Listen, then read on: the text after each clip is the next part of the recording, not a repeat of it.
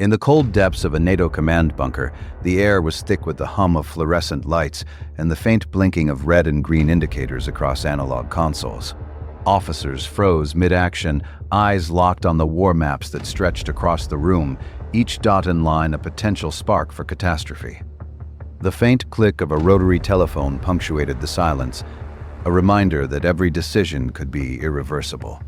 Across the Atlantic, Soviet intelligence officers peered at radar screens, green phosphor glow illuminating tense faces, sweat tracing furrows of uncertainty. Fingers hovered over mechanical switches, hands trembling just enough to betray the weight of unseen responsibility. Printed sheets of classified data were gripped tightly, the ink reflecting the soft, moody light from overhead lamps, as minds raced to interpret the signals that might be nothing, or everything. In submarine corridors, red emergency lights cast long shadows along steel walls, and condensation dripped from pipes, each drop echoing the suspense of unseen possibilities. CRT monitors displayed sweeping trajectories, white lines crossing dark screens, vectors of potential annihilation, while operators froze mid-gesture, hesitation hanging heavy in the air. The cold, gray-blue palette of the room mirrored the uncertainty, the air itself seeming to hold its breath. Inside missile silos, launch keys sat untouched, polished metal reflecting the faint glow of alarms, a tangible symbol of restraint in the face of potential chaos.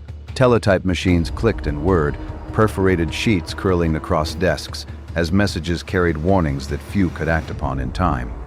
Emergency lights flickered, casting rhythmic shadows, each pulse echoing like a heartbeat counting down toward an unknown end. Officers exchanged tense glances, whispering fragments of analysis, while their eyes darted toward screens, seeking reassurance that would never come. In radar control rooms, green arcs swept across displays, tracking blips that might signify movement, or might not, leaving minds suspended between decision and inaction. The thick steel doors of bunkers loomed like silent guardians, their mass a reminder of the fragile human presence within. Hands hovered over rotary phones, over launch keys, over dials, each micro-movement fraught with the weight of possibility. Across command floors, maps were littered with magnetic markers and intelligence sheets, each repositioned carefully, each adjustment carrying a shadow of consequence. In the dim glow of CRT screens, officers' faces reflected lines of worry, hesitation, the faint sheen of sweat, the visual manifestation of tension no one could fully express. The hum of fluorescent lights mixed with the soft mechanical clicks of analog instruments, creating a chorus of quiet dread.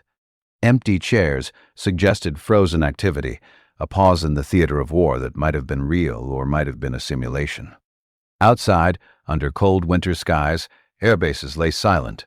Jets parked under floodlights waiting for orders that were never confirmed.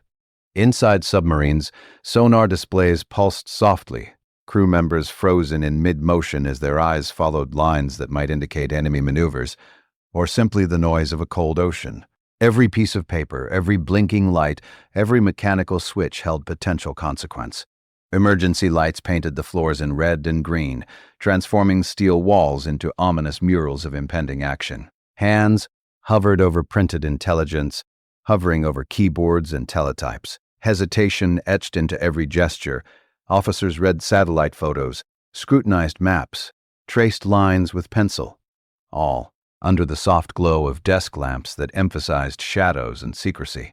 The low hum of ventilation systems added another layer to the tense silence, each exhale from a human occupant sounding louder than it should. Launch keys gleamed under faint red and green reflections, untouched but loaded with meaning, a symbol of restraint in a room filled with tension.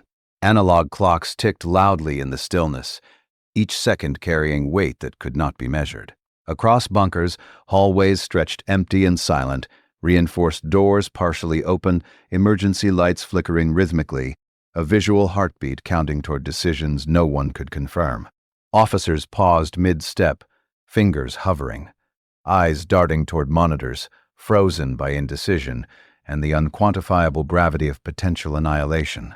Teletype machines printed urgent messages, perforated sheets curling, indicators blinking, adding mechanical urgency to human hesitation. Radar arcs swept silently, green blips reflecting off tense faces, crew members immobilized by uncertainty, every motion an act of contemplation and restraint. Metal panels reflected red and green glows, fingerprints smudging polished surfaces, subtle evidence of human presence within cold machinery. Every document, every folder, every typed line carried a weight no one could fully measure. Warnings and misinterpretations intermingled in the thick atmosphere of command centers. Emergency alarms blinked, second hands ticked, rotary phones hung in anticipation, all creating a symphony of tension and silence. Officers leaned forward over consoles, gripping sheets, adjusting dials, staring at screens, each action deliberate and trembling with consequence. Wide command floors showed humans dwarfed by technology, their small figures lost among massive arrays of analog instruments, a testament to the fragility of individual decision. Submarine. Corridors echoed with footsteps and the soft pulse of sonar, steel walls slick with condensation, the hum of machines amplifying the anxiety of those aboard. Launch keys waited silently in consoles, blindingly polished, untapped, representing restraint amid the threat of global destruction. The red glow of emergency indicators painted faces and desks alike, emphasizing every beat of sweat, every quiver of a hand.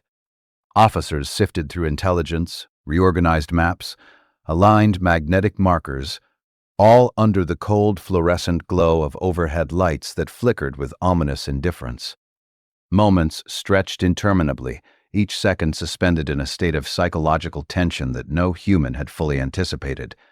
Radar screens pulsed green, teletype machines clacked, telephones sat ready, and yet no one moved too quickly, knowing the weight of a single action could change everything. Across command rooms, officers' eyes reflected maps, CRT displays, blips, alarms, each movement measured, each hesitation deliberate. The silence between the hums, clicks, and beeps was heavier than any sound, an audible tension pressing down on everything in the room. Red and green emergency lights illuminated maps, papers, and steel consoles, turning the room into a theater of anticipation where human fragility was laid bare.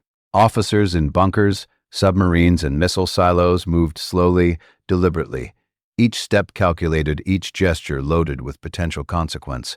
Finger hovering over rotary phones, hand frozen above launch keys, pencil poised over intelligence sheets, all captured in stillness heavy with dread.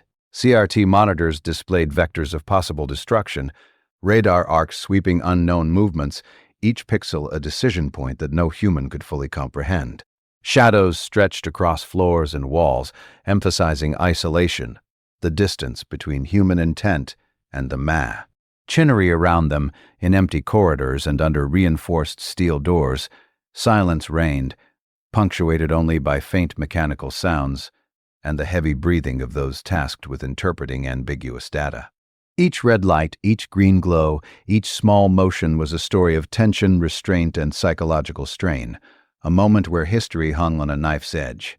Across continents, humans paused, machines hummed, screens glowed, and the world waited, unaware of how close it had come, the truth classified, the danger real, the misunderstanding immense. Every analog switch, every teletype printout, every radar blip contributed to a tense choreography of potential annihilation, a silent waltz of restraint and fear. Operators' eyes tracked lines, their hands trembled over instruments, yet no one pushed further,